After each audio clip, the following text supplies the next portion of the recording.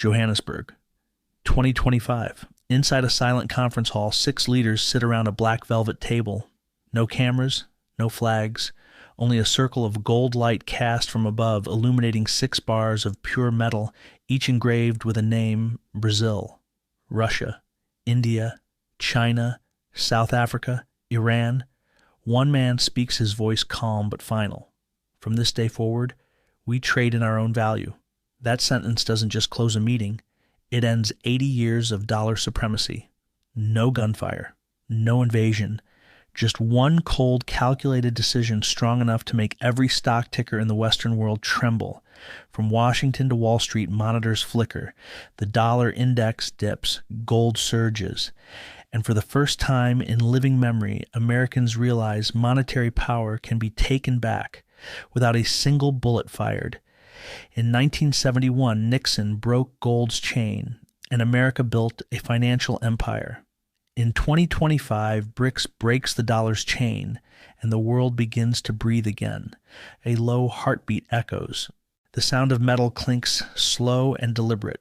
A torn dollar bill drifts through light, dissolving into dust as the narrator whispers, "Empires never see the moment they fall, but the markets do."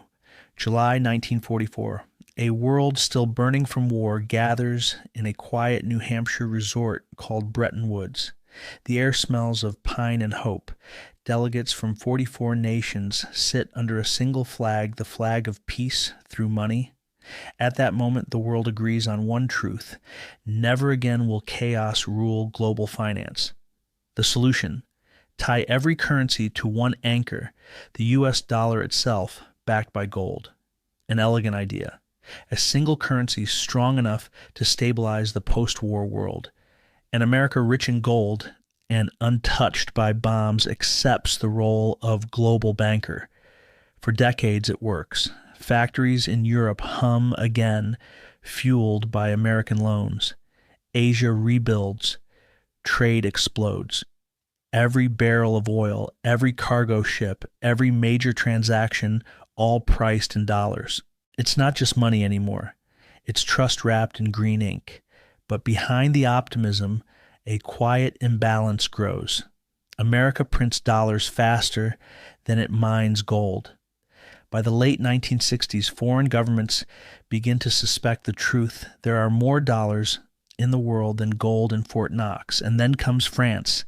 President Charles de Gaulle sends warships across the Atlantic loaded with paper and demanding metal in return. A public humiliation. The emperor's gold clothes are gone. On August 15, 1971, President Richard Nixon steps in front of the nation and makes the most consequential announcement in financial history. I have directed the Secretary of the Treasury to suspend temporarily the convertibility of the dollar into gold. Temporarily, but it never returned.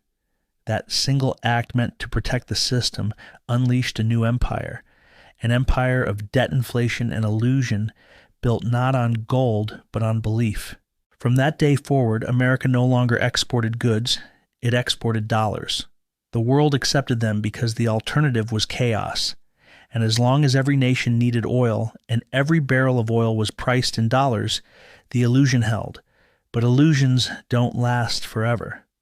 The 21st century brought cracks wars, without victory debts without limit, and a world beginning to whisper the unthinkable. What if the dollar isn't forever? The 20th century didn't just belong to America, it belonged to the dollar.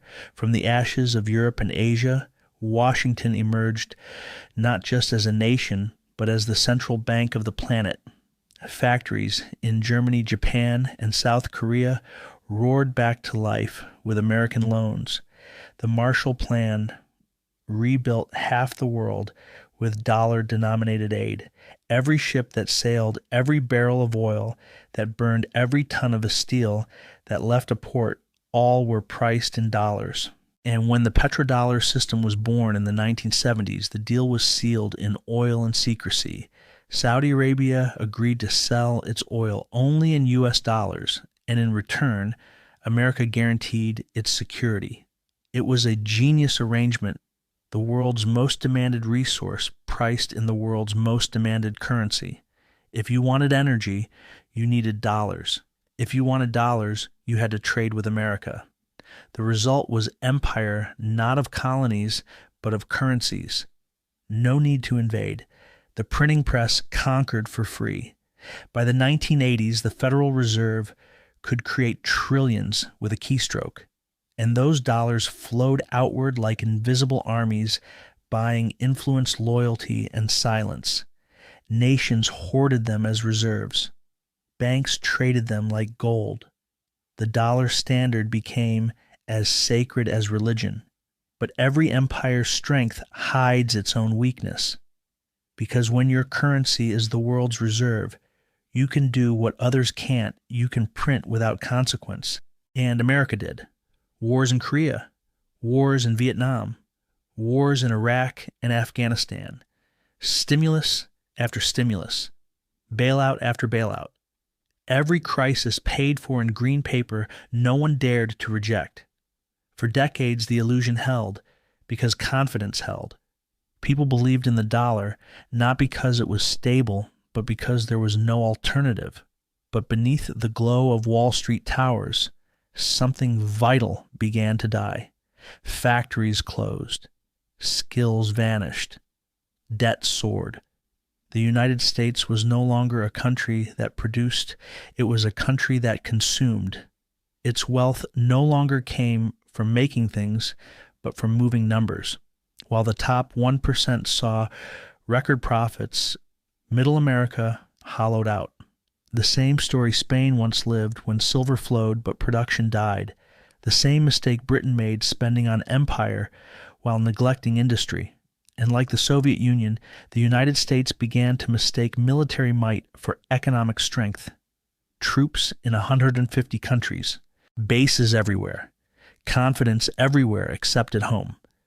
By the early 2000s, the cracks were showing. China, once the factory of the world, was becoming the banker of the world. Russia reemerged as an energy power. The BRICS coalition was forming quietly, preparing to challenge a system built on U.S. paper. But Washington wasn't listening, because empires never listen while the music is still playing. They only hear the silence after it stops. Every empire believes it can cheat gravity. For the United States, that illusion shattered in 2008. It began quietly, a few failing mortgage funds, a few nervous analysts. Then overnight, the entire financial architecture of the modern world was on fire. Banks collapsed. Markets froze. Trillions evaporated. And when the smoke cleared, the message was unmistakable. America had exported not stability, but fragility. The crisis was global because the dollar was global. From London to Tokyo, from Johannesburg to Sao Paulo, everything was tied to the green paper that backed the world. And when America sneezed, the planet nearly stopped breathing. But rather than reform, Washington chose the path every empire chooses. When reality bites, they printed. In one decade, the Federal Reserve created more money than in the previous 100 years combined. Interest rates fell to near zero. Debt became free, and the addiction deepened. Wall Street celebrated. Main Street suffered. The rich got richer. The poor got evicted. A new aristocracy was born, not of blood, but of balance sheets. Meanwhile, China watched and learned. Then came 2020. A virus locked down the planet, but the printers never stopped. In just months, $6 trillion was created out of nothing. Checks in every mailbox, liquidity in every market, and once again the illusion seemed to hold. Stocks soared. Cryptos boomed. Everyone felt richer, but the price came later in silence, in inflation and distrust. Grocery bills doubled. Housing exploded. The dollar, once a symbol of stability, became a reminder of uncertainty. Allies began to hedge. Saudi Arabia signed yuan oil deals. India traded with Russia outside the SWIFT system. China built digital payment networks that bypassed the dollar entirely. Each deal, small on its own, together a signal the world was quietly preparing for life after the dollar. Inside America, the symptoms of late empire multiplied. Debt passed $36 trillion. Interest payments neared $1 trillion per year. Homelessness spread from cities to suburbs. Fertility fell. Trust collapsed. The same sequence Spain once faced. The same illusion Britain once believed. The same decay that hollowed out the Soviet Union, now unfolding in slow motion beneath neon lights and digital screens. And still the official line remains the same. We're different. We're America. But the pattern doesn't care. History doesn't care. Mathematics doesn't care. Because beneath every empire's pride lies the same unlearned truth confidence is a currency too. And when it's gone, nothing else can replace it. As the 2020s unfold, the dollar still reigns, but not unchallenged. The foundations are trembling. The world is searching for the next anchor, and those who remember the lessons of Spain, Britain, and the USSR already know. When an empire reaches stage 5, the next 2 stages come fast. Every empire ends the same way, not with invasion, but with abandonment. And for America, abandonment begins with a whisper, not a revolution, not a war, just one oil deal, not priced in dollars. For 80 years, the dollar was oxygen. It powered every trade, filled every reserve, backed every promise. But now the world is learning to breathe without it. In Beijing, executives from PetroChina finalize a contract with Saudi Aramco denominated in yuan, not dollars. In Moscow, Gazprom signs long-term energy deals with India in rupees. In Brasilia, the BRICS nations finalized the new development bank's gold-backed settlement system. None of these events make front-page news in the West, but together they mark the quiet death of the system that defined the 20th century. Because once a currency stops being needed, it stops being trusted. And when trust fades, collapse begins. The Federal Reserve keeps printing. Congress keeps spending. Debt keeps soaring. But abroad, central banks are selling treasuries and buying gold at the fastest pace since records began. In 2024, for the first time, global gold purchases exceeded U.S. debt purchases. The signal is clear. The world is diversifying away from the dollar, away from America. And history tells us exactly what comes next. In the 16th century, Spain's silver lost its credibility. In the 20th, Britain's pound lost its grip. In the 21st, the dollar faces the same arithmetic truth: you cannot be both the debtor and the banker forever. When every nation holds your currency, every nation holds a piece of your fate. And when they start to sell, that fate accelerates. Inside the U.S., the first tremors feel invisible: rising import costs, shrinking purchasing power, foreign investors demanding higher yields. The Treasury auctions still fill, but only because the Federal Reserve buys its own debt.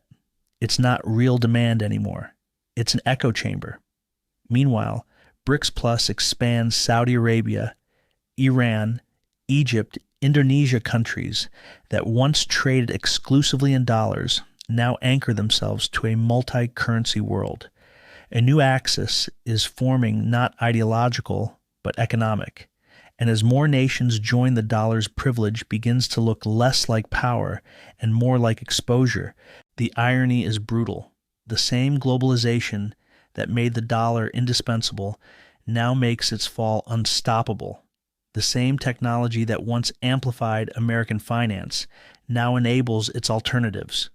When the music finally stops, when the first real shock hits, the shift won't be gradual. It will be instant, because once confidence breaks, no system can be saved by decree. The world will move where trust survives, and trust by 2025 is quietly migrating east. For centuries, reserve currencies have defined empires: the Spanish real, the British pound, the American dollar, and soon something new, perhaps gold-backed digital multipolar, will take its place. The age of the unipolar dollar is ending, and as always, the empire that built it will be the last to believe it's over. It begins, as all great collapses do, with confidence, not in abundance, but in its absence. At first, the headlines seem routine. Dollar slides for fifth consecutive week. Bond yields spike amid market jitters. But behind those sterile words, the system is bleeding out. The U.S. Treasury auctions fail to attract foreign buyers. Interest rates rise to levels unseen since the 1980s, yet the demand never returns. Then one morning, the world wakes to news no one believed could happen. The U.S. debt downgrade. Credit agencies, once loyal servants of Washington, issue the unthinkable outlook negative. Default risk rising. That day, the Dow Jones plunges 5,000 points in a single session. Pension funds freeze withdrawals. The dollar index collapses. Within hours, global markets tremble in synchronization. Tokyo, Frankfurt, London, all pulling back, waiting for America to stabilize. But it doesn't. The crisis spreads inward. Gas prices double. Food imports dry up as foreign suppliers demand payment in other currencies. Supermarket shelves begin to thin. And for the first time in living memory, Americans realize what it means when a currency loses its power, when the world no longer trusts your promise. On social media, panic turns to anger. Millions accuse the government of betrayal. In the streets, protests flare under slogans like, "No more printing and our future has been sold." Yet in Washington, the response is predictable denial wrapped in patriotism. Officials call for confidence, patience, unity. But these are words spoken by every empire that has already fallen hollow echoes over the roar of decline. Foreign powers move swiftly. Russia, China, and India activate their bilateral emergency settlement network, bypassing SWIFT entirely. Oil trades exclusively in the new digital dinar, gold-backed and blockchain secured. Europe, trapped between allegiance and survival, splits half aligning with BRICS Plus, the other clinging to a fading transatlantic bond. Meanwhile, in the U.S., the Federal Reserve unleashes its final weapon, infinite liquidity, but this time it backfires. The more dollars it prints, the faster they lose value. Inflation turns hyper. Supermarkets reprice daily. A gallon of milk costs $40. Ordinary citizens rush to convert savings into gold, Bitcoin, even foreign currencies. Then comes the Great Freeze. Banks shut down for stabilization. Digital payments halt. A nationwide curfew is declared after riots engulf major cities. And amid the chaos, something ancient reawakens, a primal recognition that money was never real. It was always trust. And trust, once broken, cannot be printed. Outside the borders, the rest of the world watches not with pity, but with calculation. For decades, nations endured sanctions, inflation, and regime changes under the shadow of the dollar. Now they see the once mighty empire humbled by its own creation, a currency too powerful to control, too fragile to survive.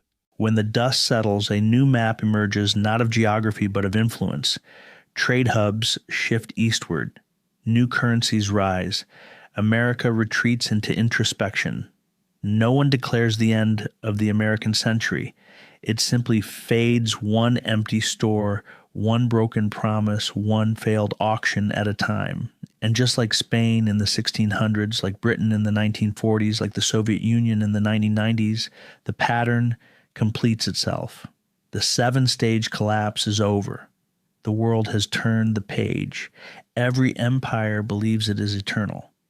Every generation believes it will be different, and every currency, no matter how mighty, eventually becomes paper.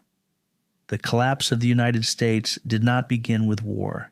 It began with complacency, the quiet belief that debt could replace discipline and printing could replace production. For half a century, the dollar ruled not by force, but by faith. And when that faith died, the empire followed. Historians will write that America's fall was inevitable, but that isn't true. Collapse is never inevitable, it is earned. Through arrogance, through greed, through the refusal to adapt. From Madrid to London to Moscow to Washington, the same pattern repeats. 1. Expansion. 2. Overreach. 3. Denial. 4. Collapse. 7 stages. 1 destiny. Yet within this cycle lies something profound, a mirror for every nation that rises next. For China, for India, for the union of BRICS Plus. The lesson is simple. Power built on debt will always rot from within. Control the currency or it will control you. And for the people, the citizens, workers and dreamers who live through the ruins, the truth is sharper. Empires fall, but humanity endures. When the lights go out in one capital, they flicker to life in another. When one currency burns, new systems rise from its ashes. Because history doesn't end with collapse, it renews. In a small town in Kansas, a farmer trades eggs for gasoline. In Shanghai, a programmer writes code for the digital dinar network. In Nairobi, a teacher tells her students, this is how money used to work. And somewhere in the archives of tomorrow, the story of the dollar joins the story of the pound, the ruble, and the real, a relic of a world that mistook wealth for wisdom. The 7 stages of collapse are not a prophecy. They are a pattern. And patterns once seen can be broken if courage is greater than comfort. The question now is not who falls next, it's who learns first.